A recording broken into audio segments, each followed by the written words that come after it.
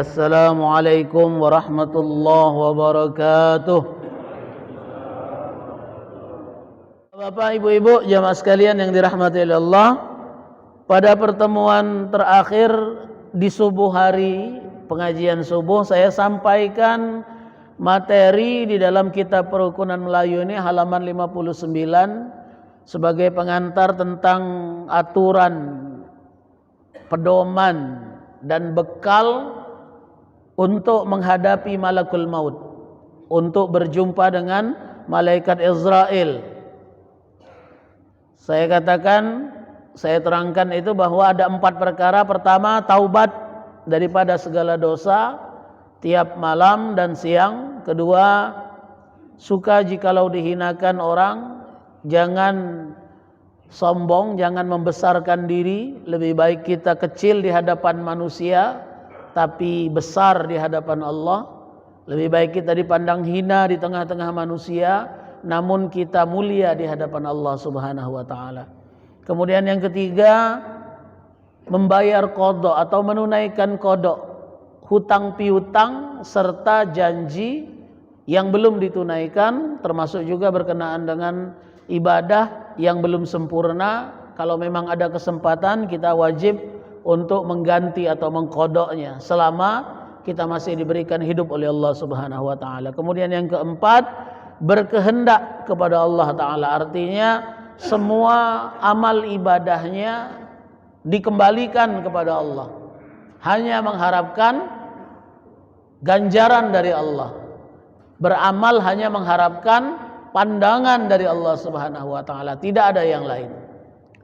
Bapak-bapak, ibu-ibu, jamaah sekalian yang dirahmati oleh Allah, izinkan saya melanjutkan keterangan dari kitab ini, yakni adapun aturan atau pedoman bagi kita kepada kubur menghadapi proses masuknya ke dalam alam barzah sampai nanti ditempatkan di alam barzah, agar kiranya kita mendapatkan kenikmatan kubur, agar kiranya kita mendapatkan ketenangan, kebahagiaan, ketentraman selama tinggal di alam barzah, agar kita dijauhkan dari azab kubur, agar kita dijauhkan dari siksa kubur, agar kita dijauhkan dari ketidakbahagiaan selama menanti di alam barzah.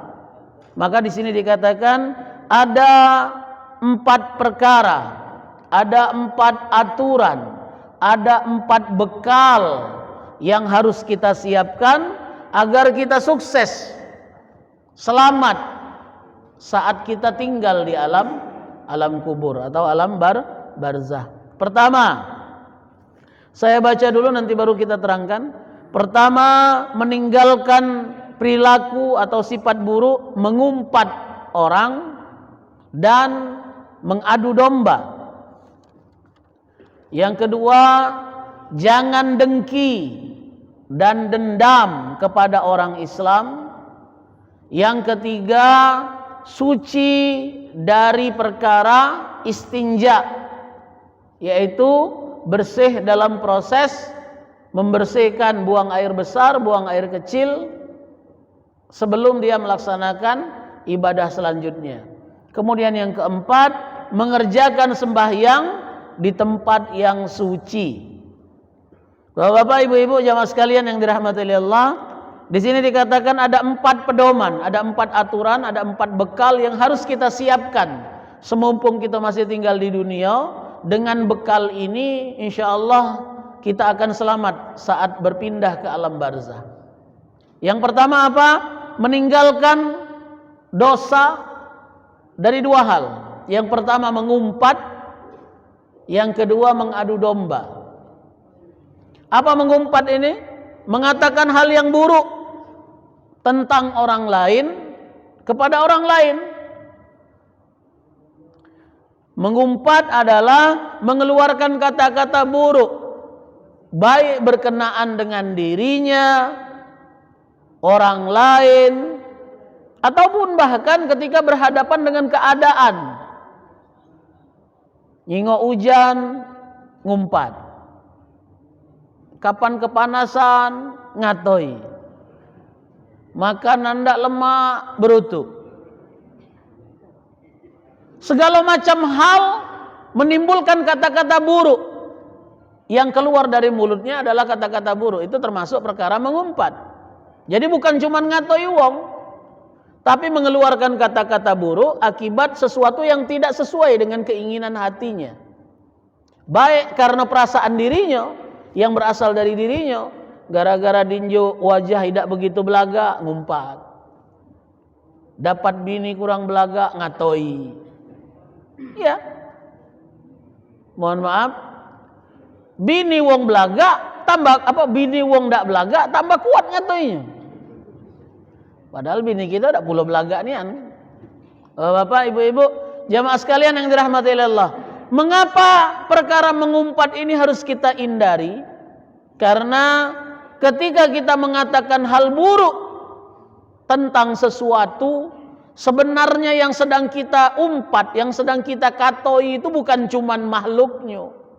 Bukan benda itu yang kita katoi, yang kita buat buruk, yang kita sebut buruk. Tapi sebenarnya kita sedang mengumpat Allah. Itu yang bahayanya, bapak-bapak, ibu-ibu. Ketika kita memprotes keburukan sesuatu, sebenarnya yang sedang kita protes itu bukan sesuatu itu. Ujung dari kata-kata buruk itu adalah Allah. Ada orang yang buruk rupa, kita katoi. Sebenarnya uang buruk rupa itu tidak galak dikatoi. Dan bukan dia yang mesennya sehingga muka dia buruk. Menkendak dia kalau pacak lahir belaga. Cuman karena ditakdirkan Allah lahir dalam keadaan buruk rupa, maka dia lahir dalam keadaan buruk rupa. Nah, ketika kita mengumpat rupa yang buruk itu, sebenarnya kita sedang mengumpat Allah yang menciptakan orang ini. Maka bapak-bapak, ibu-ibu, ketika muncul perasaan tidak senang terhadap sesuatu, lebih baik dipikirkan, jangan diungkapkan. Biarlah berperang di otak kita. Biarlah berkecamuk kata-kata buruk itu di dalam otak, tapi jangan sampai keluar dari ujung lidah kita. Mohon maaf bapak-bapak, ibu-ibu, men kita nak ngatoi wong di dalam hati belum berdosa. Walaupun memang lebih baik dihindari karena takutnya sering disebut di dalam hati, kayak lama-lama tersebut. Tapi kalau kita masih ngato di dalam hati, belum keluar di ujung mulut, wong belum tahu. Dosanya dosa dalam hati. Tapi ketika kita mengungkapkan kata-kata itu didengar oleh orang yang kita maksud, maka bukan hanya dosa diri kita, tapi menyebabkan hati orang disakiti, hati orang tersayat. Itu begitu banyak dosa yang akan kita terima.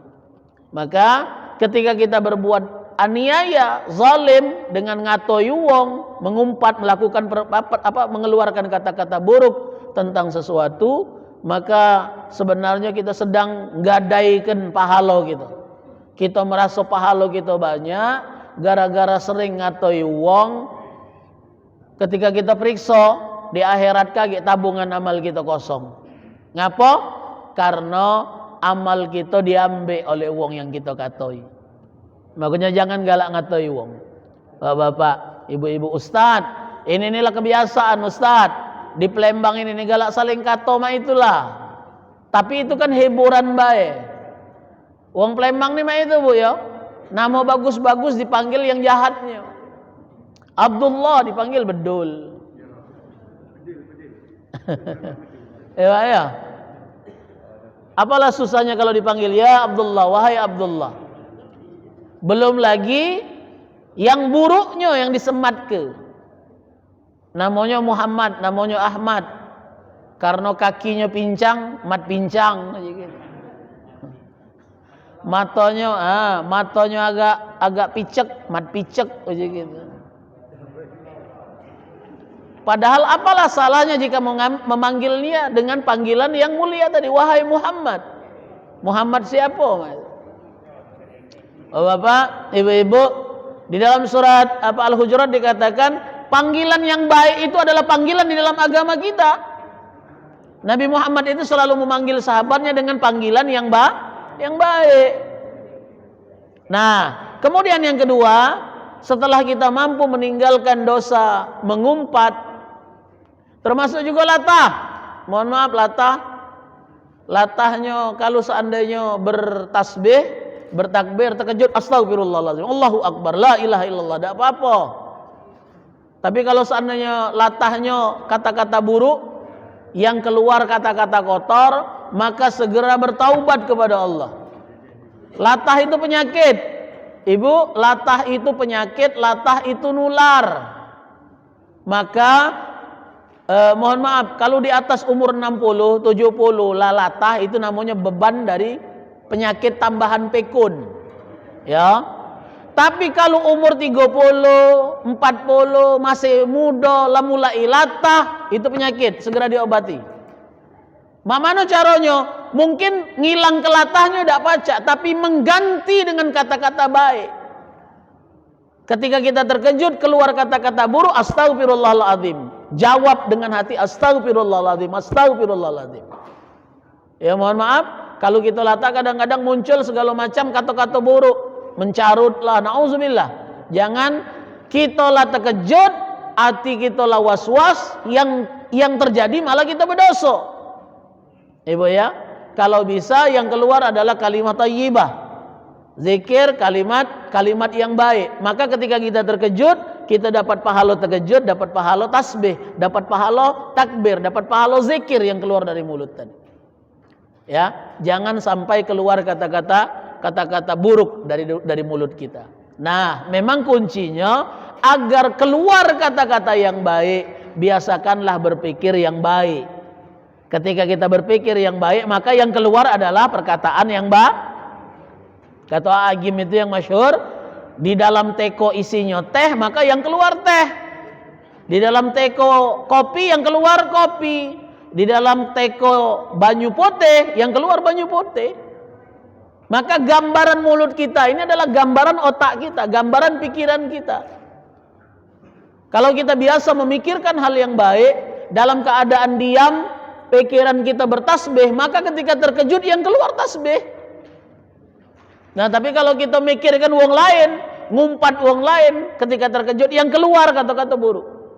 Maka memang harus dilatih.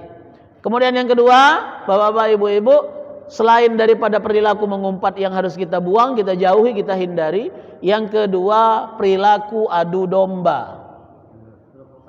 Tidak boleh ngadu domba. Jadi tukang kompor, jadi provokator dan lain sebagainya. Mengapa? Karena perilaku an-namimah, dosa an-namimah, mengadu domba ini paling dibenci oleh Allah Subhanahu wa taala. Di dalam surah Al-Baqarah dikatakan al-fitnatu asyaddu minal qatl. Fitnah itu lebih kejam, lebih bahaya daripada pembunuhan. Mengapa? Kalau membunuh mungkin satu orang yang mati. Tapi kalau perilaku fitnah bisa saja bukan hanya satu orang.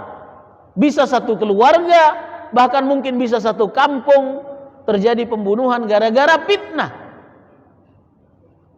Nah, apalagi zaman sekarang, mohon maaf, begitu cepatnya informasi, begitu banyaknya informasi yang berseliweran di dalam dunia maya. Kalau kita tidak hati-hati, kita termasuk jadi kaki tangan yang menyebarkan fitnah. Maka ibu-ibu, sebelum sekarang mohon maaf, mudah nih jempol telunjuk kita nih, tinggal sarser baik. Berpikirlah panjang-panjang. Kalau memang datang berita ke kita, cukup kita yang bacanya. Kalau memang belum tahu isinya, jangan dengan mudahnya nge-share. Kita nih kadang-kadang nyengok judulnya, langsung di-share. Padahal mohon maaf, banyak sekali judul di berita di dunia maya itu tipuan. Sengaja untuk buat kita tertarik. Ngapa? Karena kapan tertarik kita klik, kapan kita klik terbuka, dia dapat duit. Dia dapat bayaran dari konten yang kita baca tadi. Makanya judulnya biasanya provokatif. Judul berita di dunia maya ini semuanya provokatif. Kapan kita buka sebenarnya, bukan yang ini. Kemarin bapak-bapak, ibu-ibu, ada beberapa peristiwa gara-gara ribut dalam kasus kerusuhan Ahok kemarin itu kan banyak sekali berita-berita hoax yang berseliweran. Kapan kita buka sebenarnya ternyata bukan seperti itu. Maka bukan berarti kita tidak boleh menyebarkan berita. Kalau memang ada kebaikannya bagikan, tapi pastikan dulu memang betul-betul baik. Belum lagi ada wong yang mudah, mohon maaf istilah muda sekarang ini, sumbu pendek. Baru paragraf pertama lah nak marah. Padahal di ujungnya ada cerita lain itu. Ibu ya, maka sebelum kita membagikan bacaan yang kita baca, sempurnakan bacaan kita dulu. Oh ternyata memang bagus.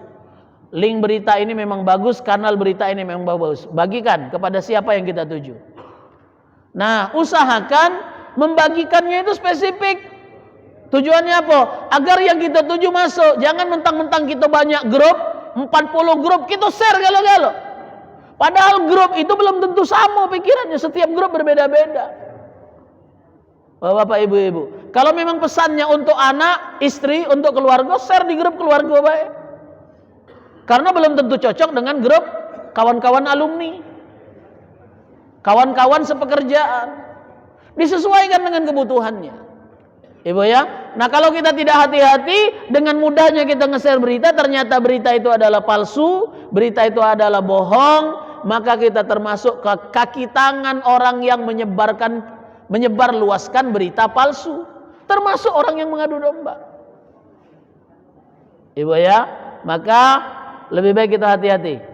Dan mohon maaf, kebanyakan yang tertipu ini, mohon maaf, dalam penelitian orang tua yang mudah nge-share berita-berita ini yang tua, maconya lesu, maconya lagi dia tak baca, nak nyari kacamata segala macam, nyingok beritanya, judul beritanya besar, langsung share lah itu.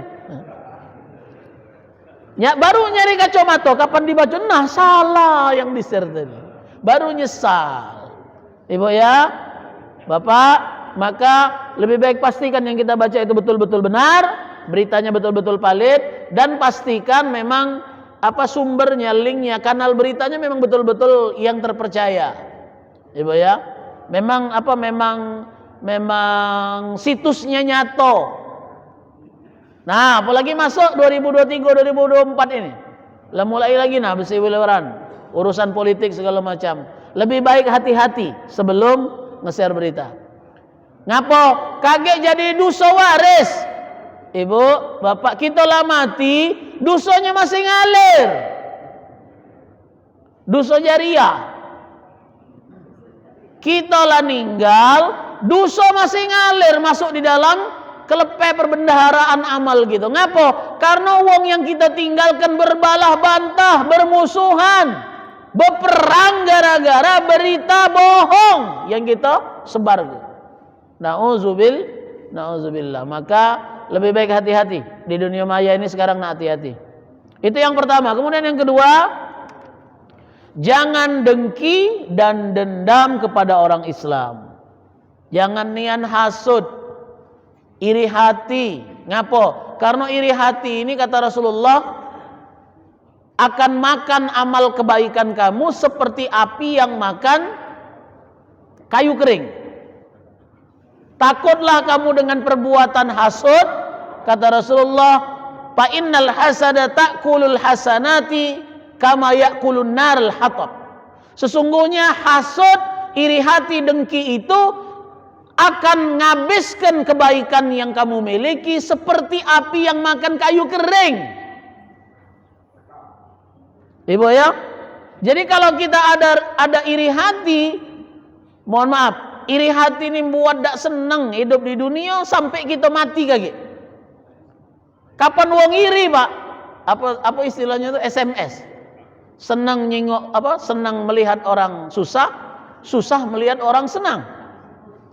Kapan tetangga beli mobil sakit hati, laki kena marah. Pa madai sama kan? Golongannya sama, gawinya sama. Madai dia pacak beli mobil kita belum.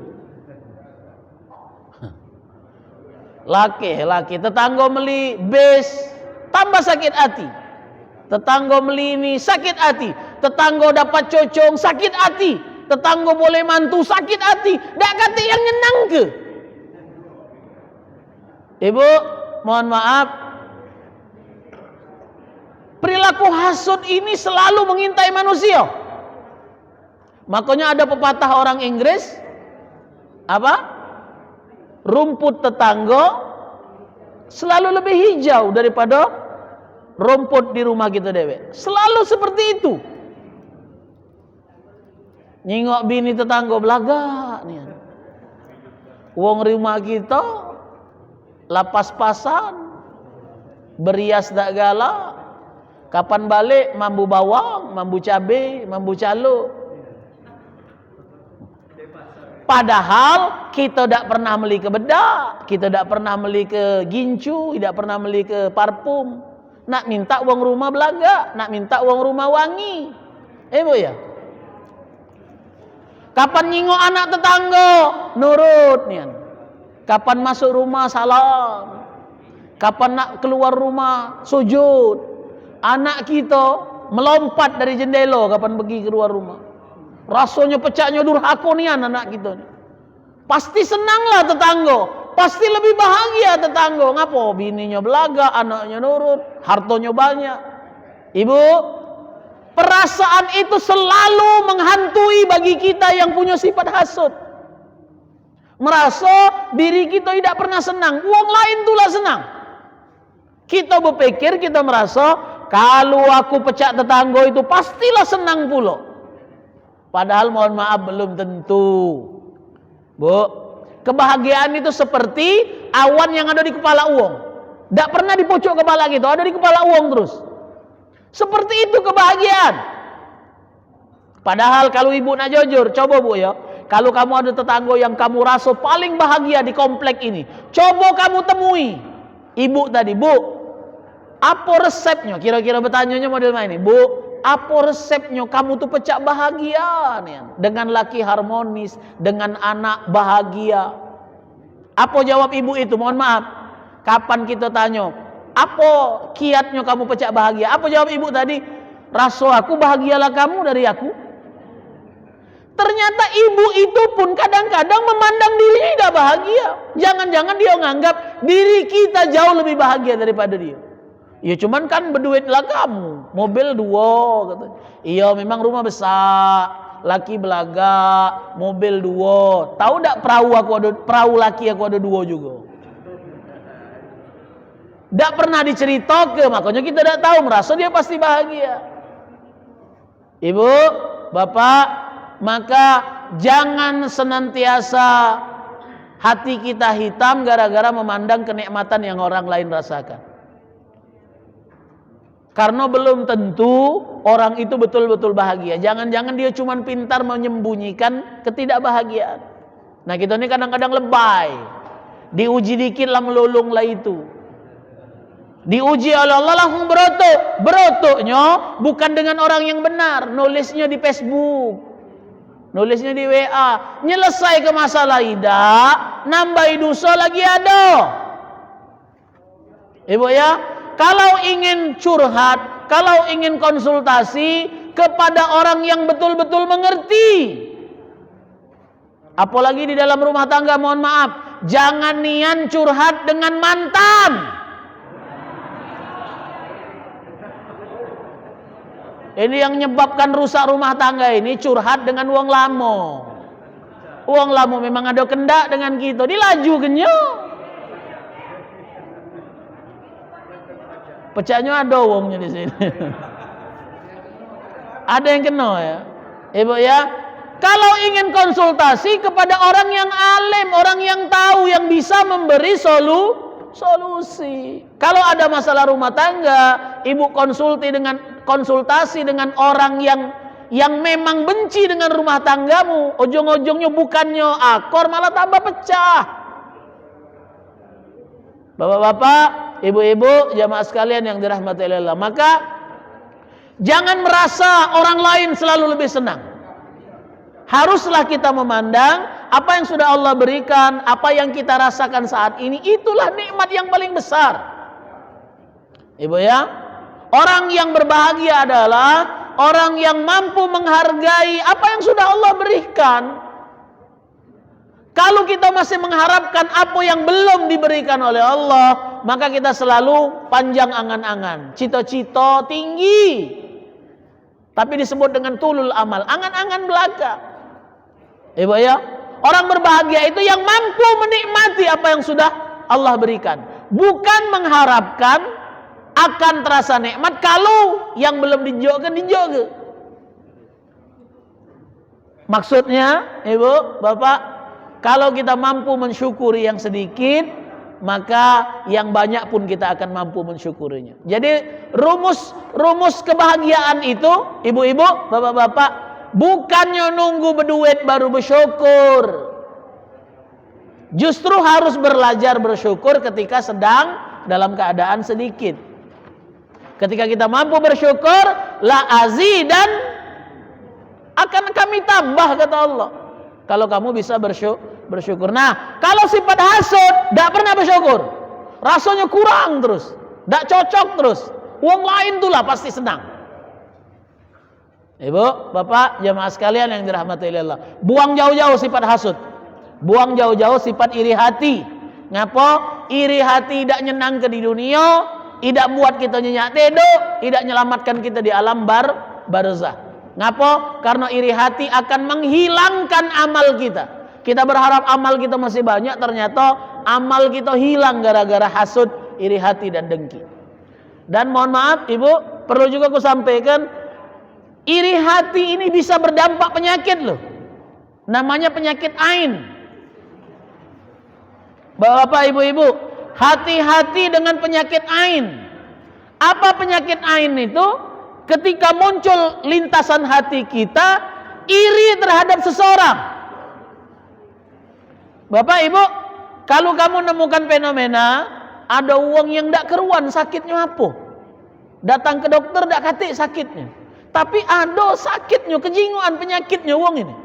Tapi giliran kita bawa ke dokter tidak katik penyakitnya. Contoh, anak kecil, ibu, sehat jasmani rohaninya, tapi giliran maghrib demam. Ada sebabnya, itu namanya penyakit apa, tanpa sebab sakitnya, itu disebut dengan penyakit ain. Penyakit ain ini terjadi, ibu, bapak, ketika ada orang lain yang melihat anak ini muncul iri di dalam hatinya. Oh, belaga nian budak itu. Anak aku dak belaga, cucung aku dak belaga. Jangan nian budak ini biar sehat. Ngapa? Kalau dia sehat kaki aku kalah. Muncul iri hati seseorang melihat anak cucu kita yang belaga, muncul iri hati di dalam dirinya, itu bisa menyebabkan penyakit ain bagi anak yang dipandang tadi. Bapak, ibu-ibu, makanya jangan galak ngupload foto anak, foto cucung yang lagi belagak-belagaknya itu. Lagi senang gitu, kita foto, kita video ke, kita upload. Ada saja orang yang iri dengan anak itu, pandangannya pas kena dengan tajam, disebut penyakit ain. Kena budak itu. Kalau sebab ainnya di dalam rumah tangga lemah, misal bapak-bapak, ibu-ibu, ada anak yang gara-gara penyakit ainnya bapak. Ngerti tidak? Bu, anak kita ini kena penyakit ain gara-gara laki kita dewek. Contoh, umaknya mohon maaf lagi netei. Uji bapaknya, ay budak ini nganggu jadwal aku. Betul bu, mohon maaf. Kalau dia latih tidur, harusnya budak ini latih tidur, harusnya giliran aku. Gara-gara dia ini masih bangun inilah makanya. Mohon maaf bu, lintasan hati merasa disaingi oleh anak, menimbulkan pandangan hasud, iri hati ayah kepada anak, bisa menyebabkan sakit. Itu nyebutnya ain juga pak. Tapi kalau sakitnya gara-gara rumah tangga, gara-gara uang di dalam rumah tangga, mudah ngobatinya. Bagaimana caranya? Kalau bapak punya anak yang mengalami penyakit model itu, ajak budak ini mandi barang. Tapi dengan telasan, pakai basahan ya. Mandi dengan telasan, mandi barang-barang agar di antara di antara air yang kita semburkan di badan kita, ada yang kena di badan dia, di antara air yang disiramkan ke dia, kena di badan kita. Hilang penyakit ain. Atau ibu bermasalah dengan anaknya. Ibu cemburu dengan anak. Ngapo? Gara-gara bapaknya lebih dekat dengan anak gadis. Ada. Dan biasanya wanita muda cemburu. Bahkan dengan anaknya dewek dia bisa cemburu. Ya. Kalau bapak laki lebih dekat dengan anak daripada dengan dia. Muncul cemburu. Nah, ketika ada dampak ain, mudah nyelesaikannya. Mak sama anak gadis mandi bareng-bareng. Bersih, hilang penyakit ain. Nah, yang susah ini kalau tetangga. Uang lain yang ada hasut, mak mano nyelesaikannya. Diajak mandi bareng kena marah lakinya. Oh, enggak. Nah, yang jadi masalah mah ini, Pak Haji. Kalau kita tahu siapa yang nuju, kan enggak pernah ngomong. Uang yang hasut tuh kan enggak pernah ngomong. Kalau di dalam rumah tangga meskipun tidak ngomong, ada kemungkinan bapaknya, pacak, mudah selesai. Ngapa di dalam rumah tangga sedikit. Tapi kalau di lingkungan perkampungan, di lingkungan komplek, susah. Di masjid ini baik susah gitu. Aku lagi tegak gemuk lepuk ini kagak ada yang ustaz ini ngomong baik. Pecah hebat nian. Tahu-tahu besok masuk angin aku. Iya, Pak. Itu dampak dari ain. Maka kata Rasulullah, hati-hati dengan penyakit ain. Ngapa? Karena pandangan mata orang hasud itu kuat, tajam. Di situ panah iblis masuk. Jadi penyakit, Bu. Tapi memang ada metode ruqyah namanya. Ruqyah untuk mengobati ain, Mbak ya. Ada metodenya di ruqyah nian. Tapi bukan gara-gara kemasukan jin. Tapi ada ruqyah khusus untuk penyakit ain. Maka, Bu, terutama ibu-ibu, dak usah masuk ke anak cucung kita di Facebook. Dak usah di-upload video-video nak viral. Uang lain nak viral lantaklah dia. Yang penting anak aku selamat terjaga. Ngapa? Kapan dia lah masuk di berita, masuk di dunia maya, kapan dikenal oleh seluruh dunia, nah ada pacak lagi kita nak bentenginya dari penyakit ain. Maka ibu-ibu, bapak-bapak, lebih baik kita itu tadi apa cerita yang di pertemuan yang lalu, lebih baik kita nih melok baris berbaris melok panjang, berteriak melok rami, berkumpul sama-sama, tidak usah nak tampil. Ngapa? Karena orang yang masyhur berat ujiannya. Apalagi zaman sekarang yang masyhur itu yang tidak baik, yang tidak bagus. Budak putus cinta, wah diangkat-angkat, dihebat-hebat, gara-gara orang bercewekan. Kemarin ada yang viral gara-gara dansa diundang. Yang hafal Quran tidak pernah diundang, yang dansa diundang. Maka ibu-ibu kalau cuma nak sekedar terkenal di dunia sekarang, buat hal yang aneh, sudah selesai. Tapi apakah itu tujuan kita hidup di dunia? Bukan tujuan kebahagiaan kita. Maka lebih baik kita melok rombongan, ikut mainstream sajalah, ikut arus besar sajalah. Jangan ingin tampil, selalu tampil. Kalau ingin tampil, kalau memang ingin dikenal, dikenallah yang baik. Perkara yang memberi contoh kebaikan. Kalau itu silahkan. Tapi kalau cuma sekedar nak dikenal viral segala macam, lebih baik tidak usah. Nah, apalagi anak bayi. Mohon maaf, ada beberapa artis tuh kan, dari sejak di dalam perut lah dibuatkan Facebook. Bunda ini nih, dari dalam perut umatnya lah dibuatkan akun. Sekarang jumlah followernya lah sekian juta segala macam. Bangga mereka dengan hal itu, tapi sebenarnya mereka sedang menjerumuskan anaknya kepada penyakit ain. Nauzubillah. Anak kita lebih baik tidak usah.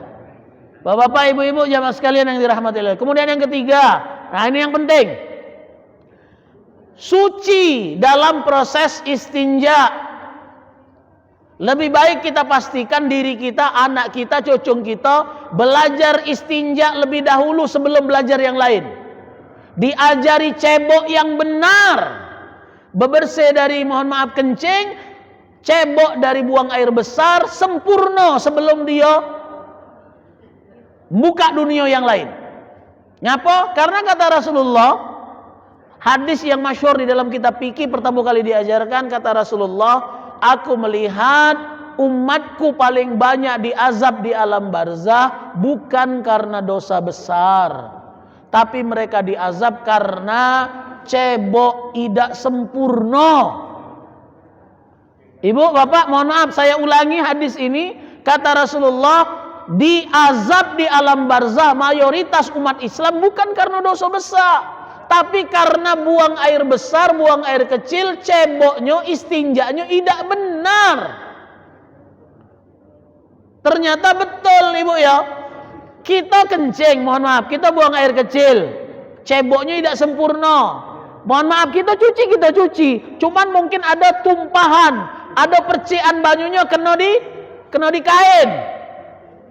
Kita sudah buang air kecil, kita cebok sempurna, cuman sambil tegak. Waktu nyuci ada tetesan banyu kena di kain. Kita ngembek wudhu, kita sembahyang, merasa sholat kita sudah diterima, padahal tertolak. Ngapa? Karena ada najis di kain kita. Makanya anjurannya bapak-bapak, ibu-ibu, kalau kencing duduk.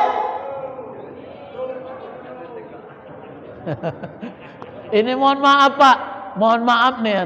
Jangankan di mall, di masjid baik sekarang kencingnya lah disuruh tegak.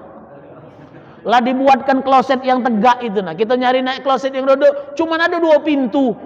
Yang kencingnya wong 30 berbaris, daripada terkencing dalam celana udah sambil tegak inilah. Padahal Nabi mengajarkan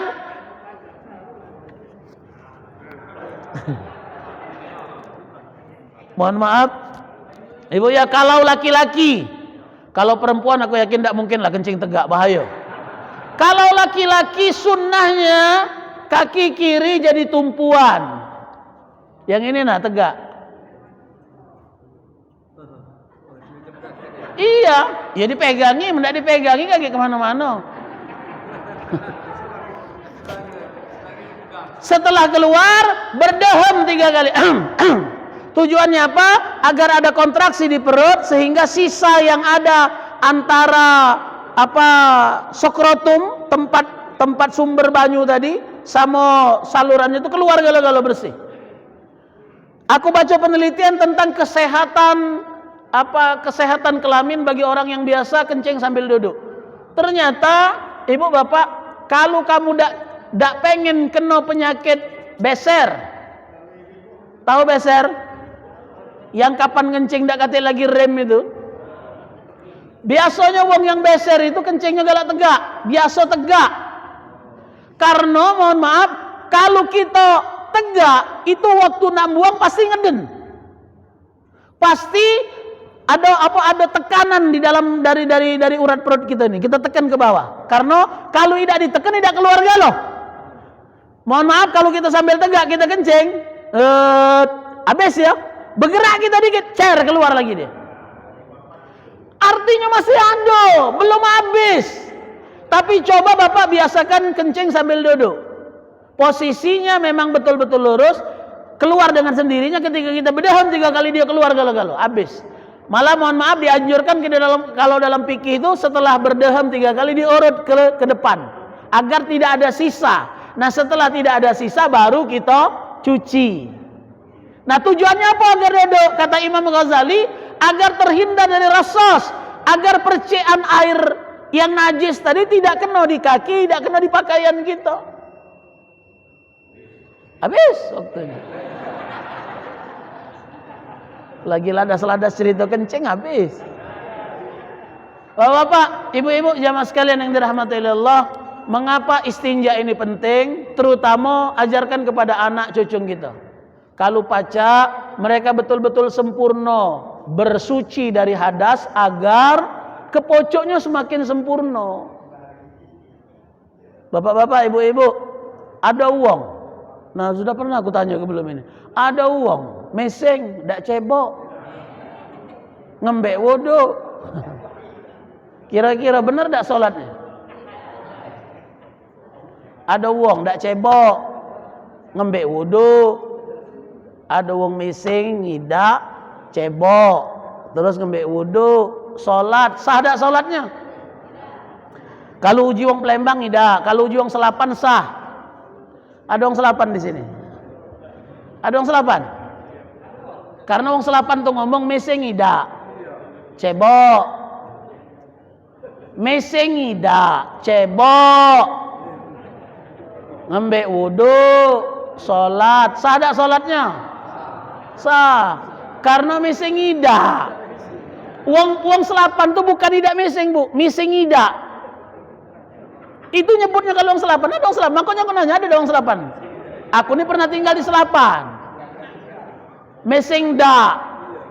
Cebok. Ngembek wudu, salat. Sah tak salatnya? Sah.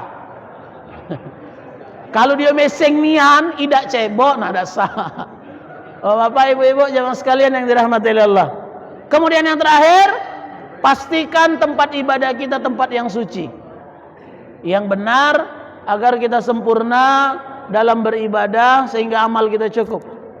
Bapak Ibu-ibu jamaah sekalian yang dirahmati Allah. Demikian sebenarnya aku nak nyampaikan yang lebih penting lagi, aturan yang ketiga berkenaan dengan ujian menghadapi mungkar dan nangkir. Ini ujian yang berat, Bapak Ibu-ibu. Cuman yang jadi masalah kamu lada tahan lagi. Sementara kita bakal bertemu sekitar 4 bulan lagi bacanya. Maka saran saya, Bapak Ibu-ibu yang punya kitab perukunan silakan baca sendiri halaman 59, 60, 61 berkenaan dengan persiapan menyambut mungkar dan nakir. Itu ada di halaman 60. Apa bekal yang harus kita bawa agar ketika mungkar dan nakir datang kita bisa menjawab pertanyaannya. Insyaallah jika kita dipanjangkan umur, kembali berjumpa, kita akan menyampaikan tentang pembahasan itu. Demikian yang dapat kami sampaikan. Mohon maaf atas segala kekurangan. Wal afu minkum, billahi taufiq wal hidayah. Assalamualaikum warahmatullahi wabarakatuh. A'udzu billahi minasyaitonir rajim. Bismillahirrahmanirrahim. Alhamdulillahi rabbil alamin.